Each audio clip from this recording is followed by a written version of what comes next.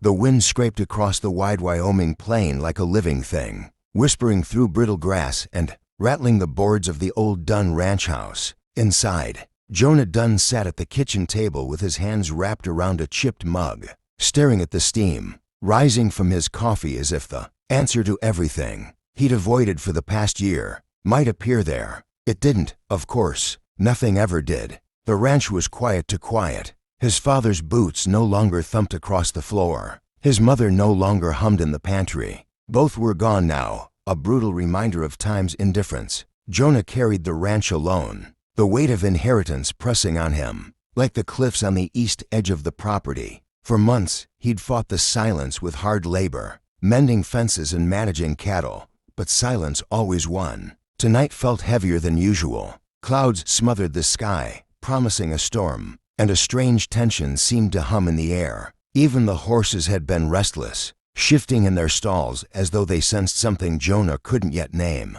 He reached for the lantern on the counter and trimmed the wick. The lights had flickered earlier, and he didn't trust the old power lines to hold during a storm. The moment he lit the lantern, thunder murmured in the distance. He exhaled slowly. Another night, he muttered to himself. Just get through another one. He pushed up from the table and moved toward the window. The vast yard was bathed in weak moonlight, the barn standing like a hulking shadow in the distance. Beyond that stretched miles of open land that had been in his family for generations. Land he wasn't sure he wanted anymore. A faint sound pricked his ears. Jonah stilled. At first, he thought it was thunder again, or maybe the wind throwing its voice across the empty fields. But then it came again, soft, almost swallowed by the night. A cry. His body went rigid. He stepped closer to the door, listening hard. For a moment, there was only silence. Then, please, it was a voice. A woman's voice.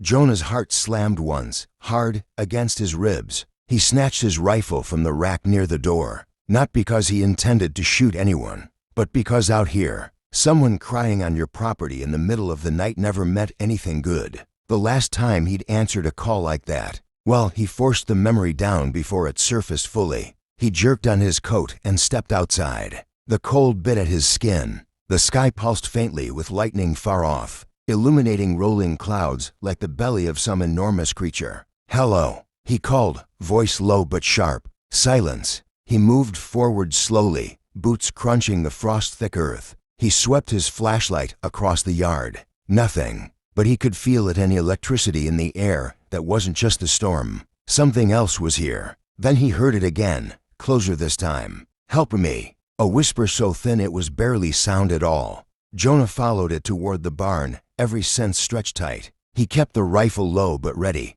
the flashlight beam slicing through the darkness. He reached the barn door and paused, listening again. The horses shuffled nervously inside. Jonah exhaled through his nose, bracing himself, and pushed the door open. The smell hit him instantly. Blood. Not a lot, but enough. His gut twisted. "Who's in here?" he demanded. Lightning flashed outside the slats, casting brief shadows between the stalls. Hay rustled. One of the geldings pawed the ground anxiously. Then he saw it, a streak of red across the wooden floor. Someone had been dragged, or had crawled. Jonah's breath hitched. He followed the trail slowly, every step deliberate. The beam of his flashlight quivered slightly, his hands steady, but his nerves humming. The red line stopped near the far wall, beside the storage closet. Jonah lowered his flashlight toward the ground, and froze. A woman lay there, half-conscious, slumped against the wall. Her hair was matted with dirt and blood,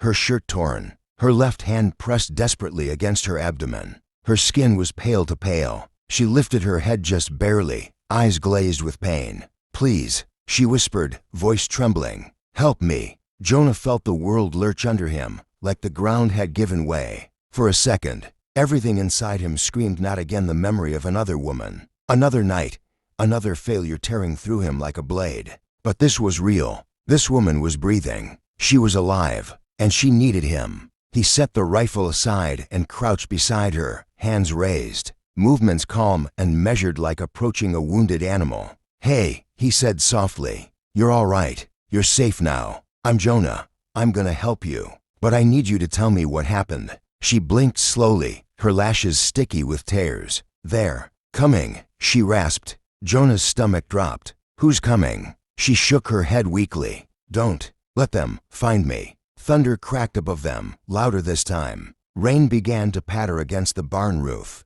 Jonah looked toward the door instinctively, scanning the darkness. No movement, no lights, no cars. But the fear in her voice wasn't the kind that imagined things. It was the kind that came from experience, from someone who had seen something terrible. All right, he said firmly. Let's get you inside the house. I'll take care of you. He slid an arm beneath her shoulders, but she cried out in pain, gripping his sleeve with surprising strength. No, please. They'll see. Her eyes were wide, terrified. Jonah swallowed. Who's looking for you? But she couldn't answer. Her body slumped against him, her breath stuttering. He glanced around the barn again, brain working fast. If someone dangerous really was after her, moving her across open yard could expose both of them. But leaving her here wasn't an option. Lightning flashed again, illuminating the plains. And that's when he saw it far off, near the ridge road. Headlights. Jonah's blood ran cold. Someone was coming. He tightened his grip on the woman, his heart hammering. She was slipping in and out of consciousness, her breath shallow. Her clothes soaked not only with blood, but with rain seeping through the barn roof. All right, he whispered urgently. We're doing this now. He scooped her up gently, trying to avoid her wound. Her head fell against his chest, warm blood seeping into his shirt. The headlights in the distance seemed to grow brighter, moving slowly but steadily along the road as if searching. Jonah grabbed the rifle with his free hand, kicked the barn door shut behind him, and started toward the house with long, determined strides. The wind slammed into him, carrying the smell of rain and something else, danger. He didn't look back. He didn't need to. He could feel the storm behind him, rolling closer, not the one in the sky, but the one that had just arrived onto headlights and a trail of blood. The rain hit him full force the moment he stepped out of the barn, cold needles biting into his face, soaking through his jacket, and making the woman in his arms shiver violently. Jonah held her tighter, adjusting his grip to keep her wound supported. Halfway to the porch, she stirred weakly. Don't let them take me, she whispered, her voice barely audible above the wind. They won't, Jonah said, more firmly than he felt. Not while I'm breathing. The house loomed ahead, dark, worn, lonely. A place built for storms and solitude. He climbed the steps two at a time, kicked the door open, and carried her inside.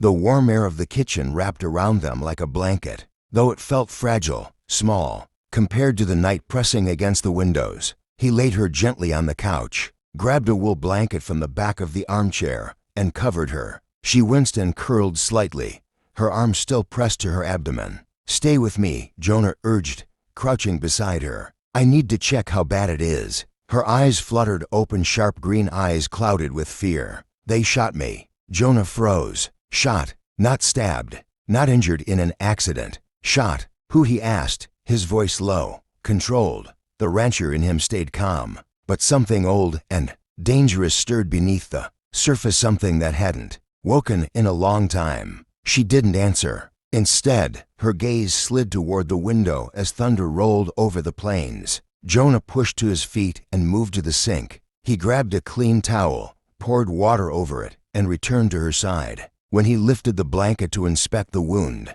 she sucked in a sharp breath. The bleeding had slowed but not stopped. A deep graze, or maybe a shallow entry wound, ran along her side, angry and swollen. You're lucky, Jonah murmured. If it had been an inch deeper. She shuddered. It wasn't luck. Jonah paused at that but didn't press. Not yet. Instead, he cleaned the area gently, doing his best with what he had. He wasn't a doctor, but ranch life had taught him how to bandage more than a few ugly wounds. Outside, thunder cracked again. The lights flickered. Jonah's jaw tightened. He needed to know who those headlights belonged to. Can you tell me your name? He asked, keeping his voice steady. She blinked slowly, her breathing shallow. Lena. All right, Lena.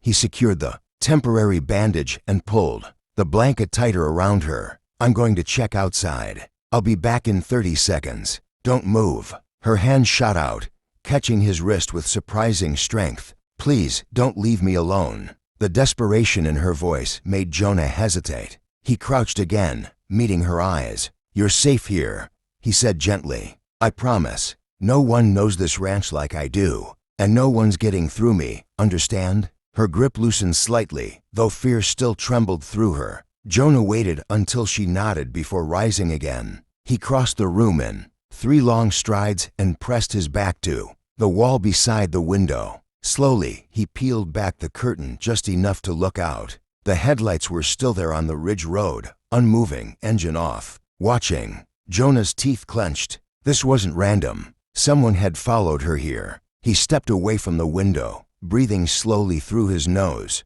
He didn't like the way this felt, calculated, patient. Wolves watching a door, waiting for the right moment. He went back to Lena. Whoever is out there hasn't moved, he told her quietly. They're watching the property. Her eyes widened, fear sharpening her features. I can't let them take me back. Back where? Jonah asked. Tears welled, but she didn't answer. Panic rippled through her body, her breaths turning shallow and fast. Hey, look at me. Jonah held her gaze, steady and grounding. You're safe. You hear me. But I need to know what I'm dealing with. She swallowed hard, biting her lip. Then, I escaped. Jonah felt his muscles tense. From who? She shook her head quickly. They have too much power, money, influence. You wouldn't believe me. Try me. Something in his tone made her pause. She studied him, as though trying to decide if she could trust this stranger who'd found her bleeding in his barn.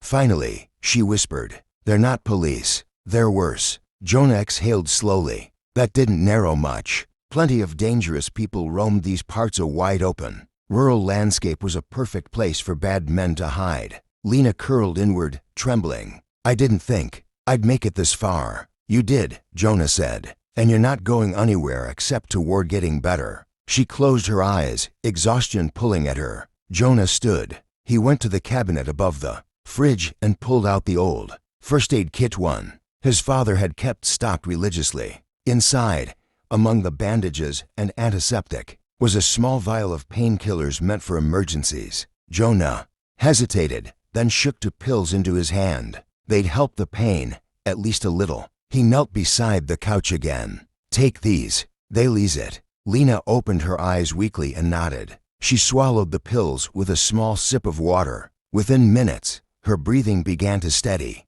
though the lines of pain didn't completely disappear from her face. Jonah sat beside her, watching the window, the storm, the silhouette of the hillside. He didn't like being hunted on his own land. After several quiet moments, Lena spoke again, voice faint. I wasn't supposed to escape. They said no one ever does. Jonah looked down at her. Then you proved them wrong. No, she whispered, eyes distant. They let me run, because they knew I wouldn't get far. A cold chill slid down Jonah's spine. They'll come, she whispered. They always come. Jonah's jaw hardened. He stood and paced once, running a hand through his rain-damp hair. His boots thudded on the old floorboards, the sound grounding him. Then he stopped suddenly. A sound cut through the storm. A car door. Jonah stiffened. He went to the window again, slow, silent, and peeked out. The headlights on the ridge were off, but a dark figure stood beside the vehicle, silhouetted by lightning, watching the ranch, watching the house. Jonah stepped back from the window, blood thundering in his ears. Lena's voice trembled behind him. Are they here? Jonah swallowed. Yeah, he said quietly, but so am I. He grabbed his rifle from the table and checked the chamber, loaded, clean, ready. Then he turned to Lena, who looked impossibly small beneath the wool blanket. You're not going back, he said. Whatever you're running from, whatever they want, you're safe here. Her eyes filled again, but this time not entirely with fear. Why? She whispered. You don't even know me. Jonah stared at her for a long moment. The storm rattled the windows, and the figure outside didn't move. Then he answered softly, because someone should have helped her. Lena frowned faintly. Help to who? Jonah didn't answer. Instead, he walked to the door, slid the deadbolt shut, and grabbed a second lantern. The storm was just beginning, and so was everything else.